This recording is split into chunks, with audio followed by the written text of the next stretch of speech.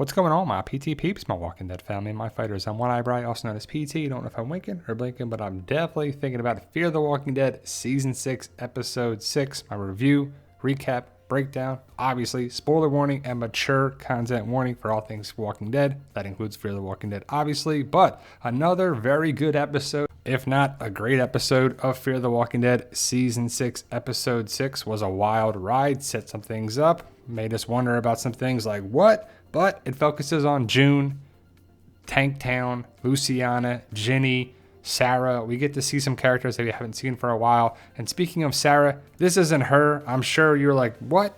Who is this person? It's Paige. She worked in a mill. Well, she's not Sarah, but it looks exactly like her. Tall, skinny woman with a hat, long hair. We're like, wait a second. Is Sarah making a run for it? Well, no. Paige starts the episode off, trips over some guts or a root or something. She gets her leg caught in it and you're like, oh, that's where she falls. But it's like the movie, the show trope that like, oh, she fell. Ginny with two of her rangers, I believe it's Marcus and Hill, and Ginny's talking about a bullfrog and this and that and like dumb stories, but that's what Ginny does. And Paige is like, what are you talking about? And I said the same thing. Well, Paige evidently is connected with the end is the beginning people, and she has a can of spray paint in her bag, and she's like, I use it to mark trees like this one. And it's interesting because we don't know much about these people. Is it Sherry's group? Is it another group? When are we going to find out? I can't wait to find out. But either way, Paige is about to be taken back. She takes Marcus's gun, which I have to say, Hill and Marcus, useless. They are pretty useless for Ginny. Paige shoots herself to not get tortured, not give up any answers, and she's gone. And Ginny didn't get any more answers, and neither did we. And then we see Sarah, June, and some guy that has an appendicitis. I didn't get his name, but it didn't really matter because he ends up dying. And June and Sarah have a mobile hospital in the truck. They turned the truck into a mobile medical unit, and it's pretty awesome, but it's pretty pointless because you can't drive around and get to enough people when they need it, and that's part of the problem. They're surrounded by walkers. They're all around the trailer. Sarah takes them out, and I have to say, Sarah is very underutilized on this show. She is great. She is funny. Every time I see her, she's hilarious, and I know she was on Mad TV, and she's kind of got a comedic background, so she should, right? But we need more Sarah on the show. She is hilarious. While they try to save this guy, he's got an infection, an appendicitis, and they try to remove it. They give him some alcohol to cut down the pain, take the edge off. They give him some medicine to knock him out, and June's going to do the surgery. They have everything in there to really do the surgery, but June is a nurse, not a surgeon, not the person you really want here, but you know, she's all they have. And Sarah's holding the medical book, and they start the surgery, and the guy's knocked out, but he flatlines and he dies, and the surgery is unsuccessful. And Sarah and June have been working for like 29 hours straight. They just can't keep going at this pace. But either way, June is not trying to give up. She is doing CPR, chest compressions, trying to bring this guy back. And this is the Walking Dead universe. So of course, the guy dies and turns into a walker really fast. There's a lot of people who die in this episode, and they turn into walkers, I would say pretty quickly. Almost too fast in my opinion, but this guy comes back as a walker. He falls off the table, is about to bite June. Sarah stabs him in the head with a small pair of scissors or a small knife. You can't really tell what it is, but the skull would be pretty hard still. It's not like the guy died for days or years or months, so the bones would be kind of brittle, but either way, June is saved by Sarah, and they share a drink, and the alcohol is pretty terrible. I guess Sarah is still working on making alcohol, and she hasn't really perfected it yet. They share a drink, and Sarah even says to Wendell, wherever you are. But it's great because at the end of the episode, we actually see Wendell. I've been wondering, where is Wendell and where are the kids? Because they were kind of a big part of prior seasons, really last season of Fear the Walking Dead. And where is Grace? I hope we see him kind of soon. And then June comes to where the girls are at, and John picks up June, and they're driving down the street, followed by Sarah in the semi-truck. And John's like, look, we can leave. We should leave. Janice and Cameron, they had something set up. We need to go. I can't keep doing this. I'm not going to make it.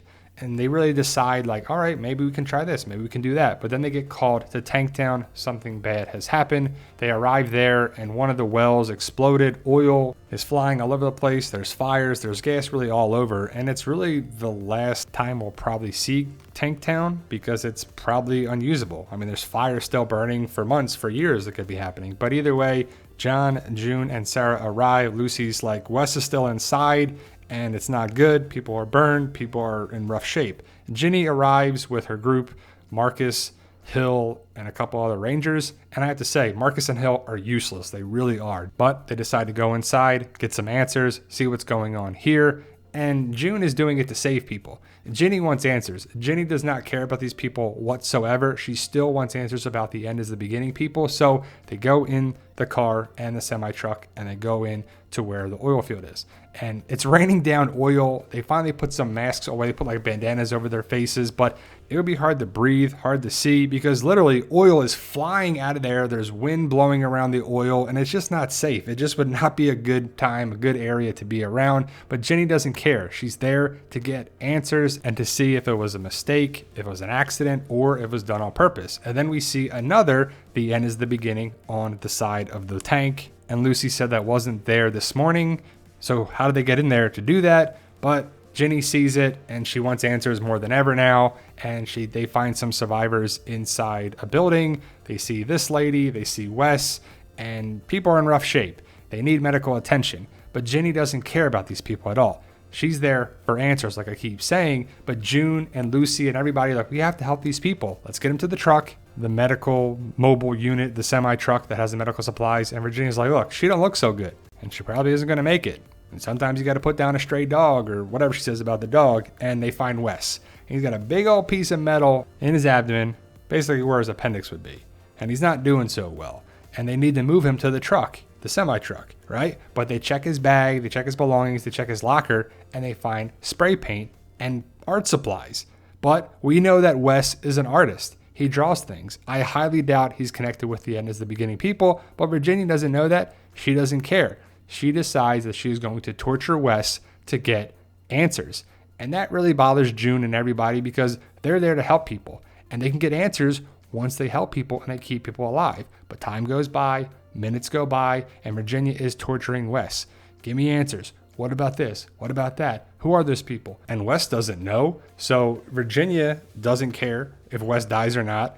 And June gives him a sedative and knocks him out. Now Ginny can't get any more answers, and Virginia is pissed. But if you can, guys, and you haven't already, please hit the subscribe button. Help us achieve that goal of 100,000 subscribers. Big shout out to my subscribers, my members, and my patrons. Like I said, oil has been flying up and up and up and getting out of there, and it's dangerous, and it's still raining down, and it's just not going away. It's just not going to stop. They take Wes to the semi-truck, and Virginia is just yelling at June, and June sticking up for herself and like, no, you're the problem. Why do you make it so difficult? Then all the people that were injured at the tank town, the oil field, they come back as walkers. They get out of the semi-truck. Virginia is taking people out, and it's a chaotic mess. That's for sure.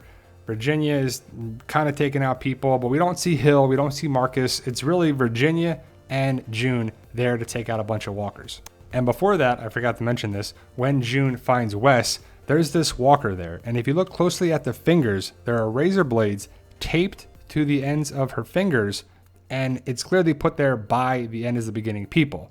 And June is scratched by the razor blades, but I think she'll be okay. And then there's a massive explosion. I mean, the oil, the gas, it just blows up, and it reminds me a lot of Terminus and also recently at Hilltop, but it just reminded me a lot of the massive explosion. And the oil, the tank town, the oil fields are done here. There's just no way you can go back for this. I mean, I doubt the oil is just going to stop coming out and the fires and the smoke are going to keep burning. So I guess that's the end of the oil. But the massive explosion puts Ginny and June in one of the buildings. It just knocks them back and knocks them out. Also, I believe this is the paint that was on the side of the tank, and magically it blew it off right there perfectly and into the building where June and Ginny are. You see Ginny, she's knocked out and she's laying there. You also see June and she's knocked out too. And then we see a walker, and the walker is over Virginia, and he's trying to get to her, trying to scratch her, trying to bite her. He ends up biting her hand. It's awesome, right? And we're like, yes, Virginia's bit. This is going to be the end of it, right? But Virginia's putting up a fight, and they end up taking out the walker. I'm not sure if it's Ginny or June who take out the walker, but that's not important. The big thing is that Virginia is bit on the hand right there, right? But of course, she's bit on the hand. All you got to do is cut off the hand or cut off the arm or cut off the forearm. It's not in a spot where she can't survive, right? Here's a great shot of it right there. You can see it's right on the side of the hand. So all you have to do is amputate it. The Rangers are calling for Virginia over the radio. Virginia picks it up and she's like, no, I'm not doing well. I'm bit. And the guy, I think it's Hill, he says, Jesus. And it's kind of funny. Ginny's like, he ain't going to help me. So what? What are you going to do with that, right? But you see the big bite right on the hand. And it begs the question, why would, if we're all infected, the characters in the Walking Dead universe, if they're all infected, why would a bite matter? Maybe she'll die from the infection from the bite, but that'll take some time. But Ginny sees an axe, and so does June. And June doesn't want Ginny to be able to cut the hand off. Well, actually, Ginny tells June to cut her hand off.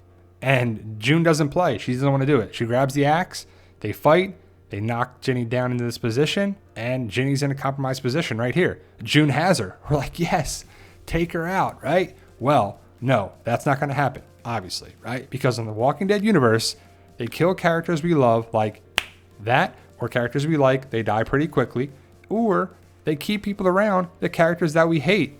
I don't know that many people that like Virginia. I mean, she's a villain, you're not supposed to like her, and she's probably one of the better villains on the show, but they keep her around. They have a conversation about Dakota and this and that. They talk about a hospital. They're going to build a hospital, and June makes a deal. June sterilizes the axe and chops off the hand. June is a hero. Ginny survives, but a lot of us are like, oh man, we had her. There's the hand, reminds me of Rick from the comics, and also Aaron on The Walking Dead. So another person lost their hand. Virginia wakes up. June was able to cauterize the hand with hot metal. I mean, they're surrounded by it, so it worked out. Gunpowder or hot metal. June makes a deal with Virginia to make a hospital where she can work, she can control it, she can work with the right people, and she can really run things. John finds them inside the room, the shack, the building there, and they all get out. But like I said, Tank Town, the oil fields here, they're gone. I mean, look at that. They ain't coming back from that. I doubt they'll be able to make any more gas anytime soon, if at all.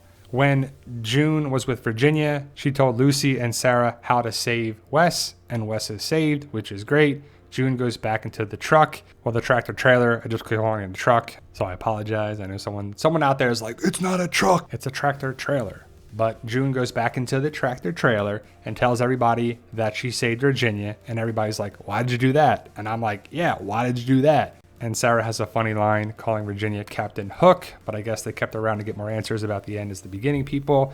June told them that they have a deal now. They're going to have a hospital. They're going to set up a hospital and they're all going to work there. And she also gets Virginia to bring Wendell. And there he is. Wendell is like, hey, you got more room in there for me? Yeah, we finally get to see Wendell. I've been wondering where this guy is. He's pretty funny as well. So we got to see Wendell. Sarah's like, when? Yeah, she's excited. We're excited. We get to see some more characters. We're still wondering where the kids are. Where's Grace? Haven't seen them yet. June and John. June says, look, we got a hospital. We're not going to leave. I'm not going to leave now, because the plan with John and June was that they're going to escape and get away. June goes back into the tractor trailer with Wendell, Sarah, and I guess Lucy. I guess that's a tight fit. But Sarah or somebody is driving the tractor trailer down the road, followed by June. A fork in the road comes up. Tractor trailer goes left. John goes right. So John does not follow them. I believe that wasn't part of the plan. John's doing his own thing. You can see the tractor trailer going left, John going right. John's kind of breaking down a little bit. He's not following the tractor trailer. He's not following his wife. So where is he going? Is he going to run into Morgan, Sherry, somebody else? The end is the beginning, people? We don't know, but that's the way the episode ends. John goes one way and he's on his own, so we'll have to see what happens. And there you go, guys. If you can, you like the video, like the channel, hit the thumbs up button. What did you think of Season 6, Episode 6 of Fear the Walking Dead? Thank you, guys. Stay safe and tell them, Daryl. Yo, we love you guys.